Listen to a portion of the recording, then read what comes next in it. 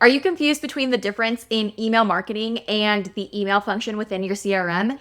In today's episode, we are breaking down the key differences between these two tools and why you need both to build a thriving real estate business. So, do you need a CRM? Do you need an email marketing platform? Do you have to have both? Can't you just email within your CRM? What is the process? What is the difference between the two? We're breaking it all down today. So, the very first thing that I want to say is that if you are listening to this episode, this is part one in a 6-part email marketing for real estate series, where we are going to be breaking down some different concepts for you to effectively and efficiently use email marketing to help you to attract and nurture more real estate leads and clients into your business, and also to help you to save time and energy in the long run. Now, email marketing is one thing that I think is so important, and it's one of the things that I wish that I had focused on early on in my career. Even as a marketing person myself, I really did not understand the whole difference of the email marketing and email service provider versus CRM functions and the difference between the two strategies and how they work together. So before we get started, let's talk about the difference between your email marketing provider. Your email service provider, whether you're using Flowdesk, Kit, you could use MailerLite. These are functions and platforms that are specifically for email marketing to a list of people that have opted in. They have subscribed and said, I would like to receive email communication from you, from your business. Now, your CRM is the platform and the tool that you are going to use to keep in touch with your direct leads and past clients and facilitate transactions. Now, as a real estate agent in 2025, 2026, and beyond, you absolutely need both an email service provider to do email marketing and a CRM. And they should be separate, but they should end up working together, which we're going to talk about here in just a few minutes. Because your email marketing is really your marketing, your front end, bringing people into your business, while your CRM is really for the people who are further along in the process. They have been qualified or they have raised their hand and suggested to you that they are an actual lead, or they are in the process of transacting, or they have transacted with you in the past. So we're going to talk about these key differences right now. So what does your email marketing do that your CRM does not? Well, your email marketing is really going to focus on campaigns, newsletters, and promoting your real estate business and your local area. On the other hand, your CRM is going to be managing client data, tracking interactions, nurturing leads, and facilitating your active clients and transactions. So these are actually two different functions. And while you can, in many CRMs, use the email function, most of the time, those campaigns and those emails are going to have very specific goals of taking somebody to the next step. Maybe that would be converting them from an appointment to a client, or maybe setting an appointment with them, or actually facilitating a transaction. Update, hey, you're under contract. Okay, now we need to submit your earnest deposit to the title company. Okay, next step is this. And then, of course, past client follow-up and nurture over time as well. But your email marketing platform is going to be a wider range of people. They may not have any interest in doing a real estate transaction right now. And that's very important that you have people like that in your ecosystem, in your marketing ecosystem. But you don't want those people in your CRM because you want your CRM to be very focused on the people who have raised their hand, they have expressed interest, and they are in the works of actually transacting with you, right? You want to be very focused in your CRM, while your email marketing should be a little bit broader. And the goal is that these are going to work together because your email marketing is going to be marketing to people who maybe are aware of you, maybe they're not aware of you, but they found you somehow, they opted into your list. It's going to nurture them, make them become aware of you. And then when they are ready to actually do something or to consider doing something when it comes to real estate, your email marketing should actually be able to seamlessly take them from email subscriber, not really sure where they are, unqualified, to once they are qualified, moving them over into general email marketing to also into your CRM and moving them through the process of buying, selling, investing, whatever kind of real estate you do. So when they work together, here's a little bit of what that might look like. So your email marketing system should have segments for different lists where you can send more specific marketing to for targeted campaigns. Like maybe you have somebody that comes in off of a certain lead magnet that you have. And if you don't have a lead magnet yet, or you don't have effective lead magnets, don't worry, we're going to be talking about that in a couple of episodes. But your email service provider should be able to segment your list so you can send more specific marketing information to them related to how they came in or what they've expressed interest in, or maybe segment out if you have a list of other agents that are your referral partners or people that you want to be referral partners that you're marketing to versus people who are in your local area. You can segment and get more specific with some of your email marketing, which is your content.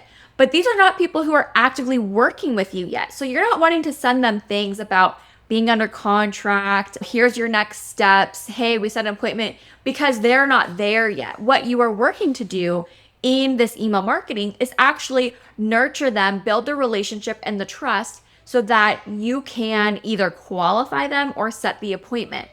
And then when they qualify themselves, maybe they respond to your email or they click through on a link to set an appointment, or they can trigger becoming a lead in your CRM, in your database, by signing up for a home valuation.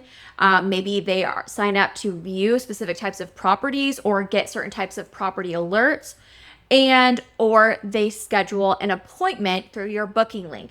These are things that would take them from, okay, you're in my email list, which is broad, marketing based, you're not quite my client, to, okay, now you are an actual lead. You're more qualified. You've expressed interest in something more specific and actually raised your hand and given me some kind of information that tells me you're more serious and you are wanting to progress in the process. Now, your CRM should be able to sync directly with your email marketing.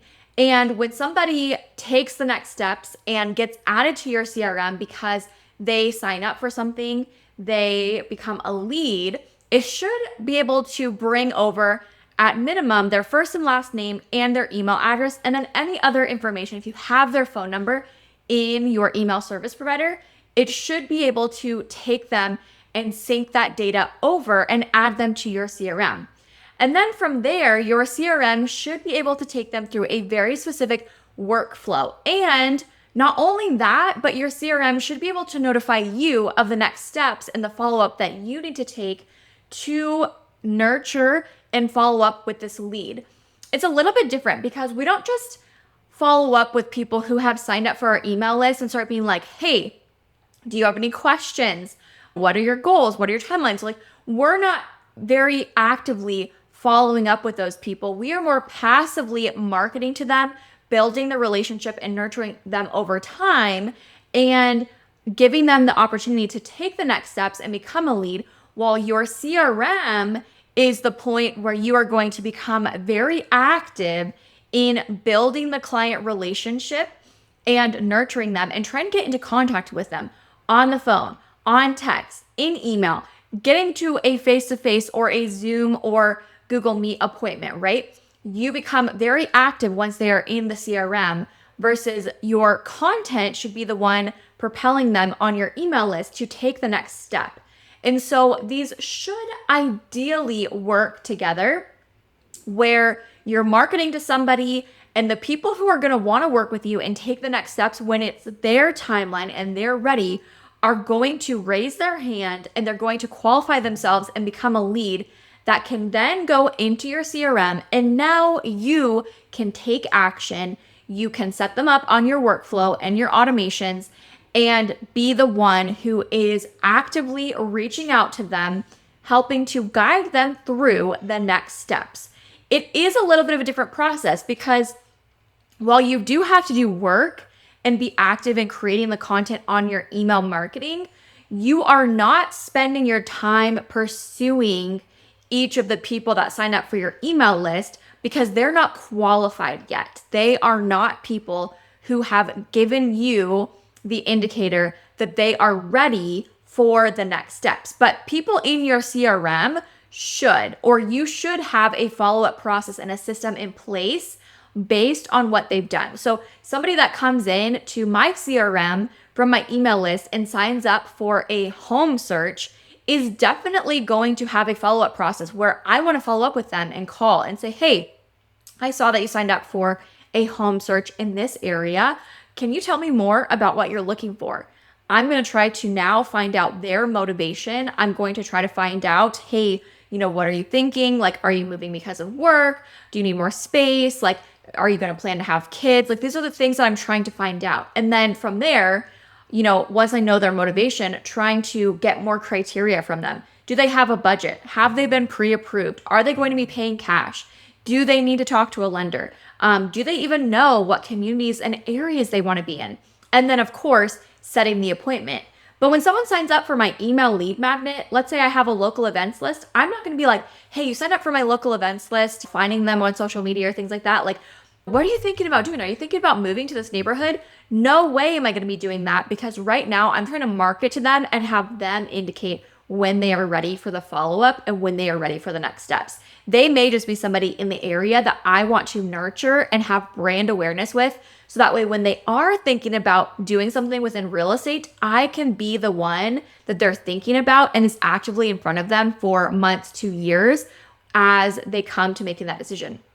Versus somebody in my CRM, yes, I want to actively pursue them and follow up with them to either qualify them more and take them to the next steps, or to potentially disqualify them and put them on a different action plan where maybe we need more time, maybe they need to wait 6 months to get their credit score up, whatever the case may be. Okay, so I hope that this was really helpful in terms of, understanding the difference between email marketing as a function versus using your CRM.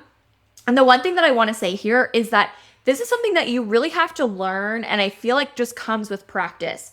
You are going to maybe have a monthly, bi-monthly, or even a weekly email nurture sequence or newsletter that you are sending out. And we're going to talk about types of email content and what to send to your email list later on in this series. But you're going to have email content and email marketing that's going to be going out with the goal of trying to get the people in your email list to integrate and move over and raise their hand in your CRM and to actually become a lead that you can then work and follow up with that lead. So one thing that I would encourage you to do in your email marketing is, if you have an email list already, is the next time that you send an email, give a call to action to take the next step to become a lead.